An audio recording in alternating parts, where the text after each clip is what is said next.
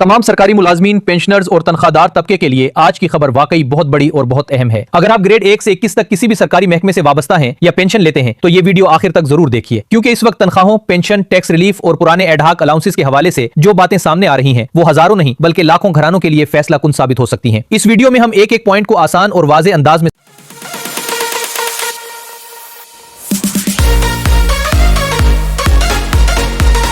कर लें, क्योंकि ऐसे ही अहम अपडेट्स हम आप तक सबसे पहले पहुंचाते रहते हैं। सबसे पहले बात करते हैं उस बड़ी खुशखबरी की जिसने सरकारी मुलाजमीन और पेंशनर्स के दरमियान एक नई उम्मीद पैदा कर दी है। उस वक्त एक ऐसा मुतालबा जेर बहस है कि पे स्केल को रिवाइज किया जाए, यानी पुराने स्केल्स को नए हालात के मुताबिक दोबारा तरतीब दिया जाए। यही वो नुक्ता है जिस पर मुलाजमीन अरसे से आवाज उठा रहे हैं। उनका कहना है कि महंगाई जिस रफ्तार से बढ़ रही है उसके मुकाबले में तनख्वाहों में इजाफा सिर्फ वक्ती रिलीफ नहीं बल्कि मुस्तकिल बुनियादों पर होना चाहिए। इसीलिए पे स्केल रिवीजन की बात सामने आते ही हर मुलाजिम और हर पेंशनर की तवज्जो इसी तरफ चली गई है कि अगर यह फैसला होता है तो उनकी बेसिक सैलरी और पेंशन पर इसका क्या असर पड़ेगा। अब असल सवाल यह है कि अगर पे स्केल रिवाइज होता है तो फायदा किसको होगा। खबर के मुताबिक ग्रेड 1 से 21 तक के सरकारी मुलाजमीन इस दायरे में आते हैं, जबकि खास तौर पर ग्रेड 1 से 16 तक के मुलाजमीन और पेंशनर्स के लिए 20% तक के बराबर इजाफे की बात भी जेर बहस है। यह वो नुक्ता है जिसने सबको उम्मीद दिलाई है, क्योंकि पेंशनर्स बरसों से यही मुतालबा करते आ रहे हैं कि तनख्वाह बढ़ने के बाद पेंशन में भी वही तनासुब लागू होना चाहिए। आखिर एक रिटायर्ड मुलाजिम की जिंदगी भी तो महंगाई के ऐसी दबाव में गुजरती है, इसलिए अगर रिलीफ आता है तो वो सिर्फ मौजूदा मुलाजमीन के लिए नहीं बल्कि उन हजारों बुजुर्ग शहरियों के लिए भी एक बड़ी राहत साबित होगा जिनकी आमदन का वाहिद सहारा पेंशन होती है। लेकिन असल सरप्राइज अभी बाकी है। इस खबर के साथ एक और पहलू भी सामने आ रहा है और वो है एड होक रिलीफ का मामला। मालूमात के मुताबिक 2026 के रिलीफ में यह भी जेर गौर है कि पे स्केल रिवाइज होने के बाद इजाफी रिलीफ को बुनियादी तनख्वाह में एब्जॉर्ब किया जाए। यही वो बात है जिस पर मुलाजमीन खासतौर पर नजर रखे हुए हैं, क्योंकि जब तक अलाउंसेस सिर्फ कागज पर हो फायदा वक्ती होता है, लेकिन जब वो बेसिक पे में शामिल हो जाए तो इसका असर अगले बरसों तक महसूस होता है। यही वजह है कि इस मामले को महज एक ऐलान नहीं बल्कि मुस्तकबिल की तनख्वाह का नक्शा समझा जा रहा है। अब जरा उस प्रैक्टिकल मिसाल की तरफ आते हैं जो इस खबर के साथ सामने आई है। एक चार्ट में यह दिखाया गया है कि अगर सिर्फ 2 एडहॉक रिलीफ्स बेसिक में मर्ज हों तो एक मखसूस बेसिक सैलरी किस तरह ऊपर जा सकती है। मिसाल के तौर पर एक मुलाजिम की बेसिक 27,730 रुपए से बढ़कर तकरीबन 33,000 रुपए तक जा सकती है। यह मिसाल इसलिए अहम है कि इससे हर ग्रेड के मुलाजिम को अंदाजा हो जाता है कि पे स्केल रिवीजन सिर्फ एक लफ्ज नहीं बल्कि इसके पीछे आपकी जेब, आपके घर का बजट, बच्चों की फीस, बिजली का बिल, राशन और इलाज सब कुछ जुड़ा हुआ है। अगर बेसिक सैलरी ऊपर जाती है तो इसके साथ कई दूसरे अलाउंसेस भी बिलवास्ता तौर पर मुतासिर होते हैं और यही इस खबर की असल ताकत है। अब सवाल यह पैदा होता है कि क्या यह सब कुछ सिर्फ सोशल मीडिया की बात है या वाकई कोई अमली पेशरफ भी है। इस पर फिलहाल यह कहना ज्यादा दुरुस्त होगा कि मुख्तलिफ हलकों में खबरें गर्दिश कर रही हैं, मगर अभी हर बात पर हतमी मेहर नहीं लगी। यही वजह है कि मुलाजमीन को जज्बाती होने के साथ साथ मोहतात भी रहना चाहिए। खुशी अपनी जगह मगर तस्दीक अपनी जगह, क्योंकि जब तक बाकायदा ऐलान न हो तब तक हर खबर को मुकम्मल हकीकत समझ लेना दुरुस्त नहीं होता। ताहम उम्मीद की किरण जरूर रोशन है और इसी उम्मीद ने इस मामले को एक बड़ा मौजू बना दिया है।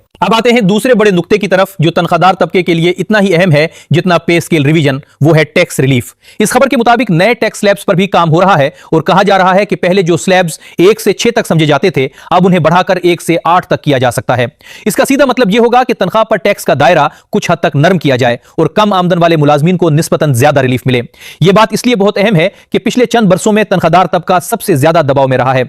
एक तरफ महंगाई, दूसरी तरफ टैक्स और तीसरी तरफ महदूद तनख्वाह। ऐसे में अगर हुकूमत रिलीफ देती है तो वो वाकई लाखों खानदानों के लिए सांस लेने का मौका बन सकता है। यहां एक और जज्बाती जुमला भी बार बार सामने आ रहा है कि पहले एक हाथ से तनख्वाह दी जाती थी और दूसरे हाथ से वापस ले ली जाती थी। यह जुमला शायद आम मुलाजिम के एहसास की तर्जुमानी करता है, क्योंकि जब तनख्वाह बढ़ने के बावजूद टैक्स इतना ज्यादा हो कि असल फायदा ही खत्म हो जाए तो खुशी कम और मायूसी ज्यादा होती है। इसीलिए टैक्स रिलीफ का मौजू महज माली मसला नहीं बल्कि नफ्सियाती मसला भी है। तनख्वाहदार तबका चाहता है कि जो इजाफा हो वो हकीकत में उसकी जिंदगी में महसूस भी हो। अगर नया टैक्स स्लैब इस तरफ कदम बढ़ाता है तो ये एक बड़ा रिलीफ तस्वुर होगा। अब जरा उस हिस्से की तरफ चलते हैं जो मुलाजमीन की इज्तिमाई जद्दोजहद से मुतालिक है। मुख्तलिफ नुमाइंदा हलकों की तरफ से जो मुतालबात सामने आए हैं उनमें एड होक रिलीफ अलाउंसेस को बुनियादी तनख्वाह में जम करना, हाउस अलाउंस में इजाफा, मेडिकल अलाउंस में इजाफा, कन्वेंस अलाउंस में इजाफा, डिस्पैरिटी रिडक्शन अलाउंस में इजाफा, रूल 17A के तहत मुस्तकिल बुनियादों पर भर्तियां, पीएम असिस्टेंट पैकेज के तहत बच्चों की भर्ती और निजकारी से पैदा होने वाले मसाइल शामिल हैं। इसके साथ स्कूलों, डिस्कस, daily wagers, contract, ad hoc, contingent और TLA मुलाजमीन के मसाइल भी सामने रखे गए हैं, खासतौर पर रेलवे जैसे इदारों में काम करने वाले कारकुनान के हवाले से। ये सब मुतालबात इस बात का सबूत हैं कि मसला सिर्फ एक तनख्वाह का नहीं बल्कि पूरे निजाम का है और यही वो जगह है जहां असल पैगाम बहुत वाज़ेह हो जाता है। मुलाजमीन की ये लड़ाई सिर्फ किसी एक महकमे या किसी एक सूबे की नहीं बल्कि एक मुश्तरका मसला है। चाहे आप वफाकी मुलाजिम हो या सूबाई, चाहे आप सिविल सर्विस में हो या यूनिफॉर्म सर्विस में, ये सवाल सबके लिए एक ही है कि आने वाले बजट में इनके मुस्तकबिल का फैसला किया होगा। इसीलिए चार्टर ऑफ डिमांड को इतनी अहमियत दी जा रही है, क्योंकि इसमें वो तमाम निकात शामिल हैं जिन पर मुलाजमीन अरसे से बात कर रहे थे। ये महज एक फहरिस्त नहीं बल्कि एक मुकम्मल मुतालबाती पैकेज है जो बताता है कि सरकारी मुलाजिम सिर्फ जिंदा रहना नहीं चाहता बल्कि इज्जत के साथ जीना चाहता है। अब एक और खबर भी गर्दिश में है और वो है एक सूबाई सतह के मुमकिन पैकेज की। इस खबर के मुताबिक कुछ हलकों में यह बात की जा रही है कि ग्रेड 1 से 7 तक तनख्वाहों में 50% इजाफा, ग्रेड 7 से 11 तक 30% और ग्रेड 11 से 16 तक 15% इजाफे की बात हो रही है। इसी तरह ऊपर के ग्रेड्स के हवाले से भी मुख्तलिफ अंदाजे सामने आ रहे हैं, मगर यहाँ बहुत अहम नुकता यह है कि इस खबर की तस्दीक अभी मुकम्मल तौर पर नहीं हो सकी। ये ज्यादातर सोशल मीडिया और गैर मुसद्दका जराए पर चलने वाली बात है, इसलिए इसे हतमी फैसला न समझा जाए बल्कि एक पॉसिबल डेवलपमेंट के तौर पर देखा जाए। लेकिन एक बात तय है कि अगर किसी एक सतह पर यह रिलीफ आता है तो बाकी निजाम पर भी इसका असर पड़ेगा।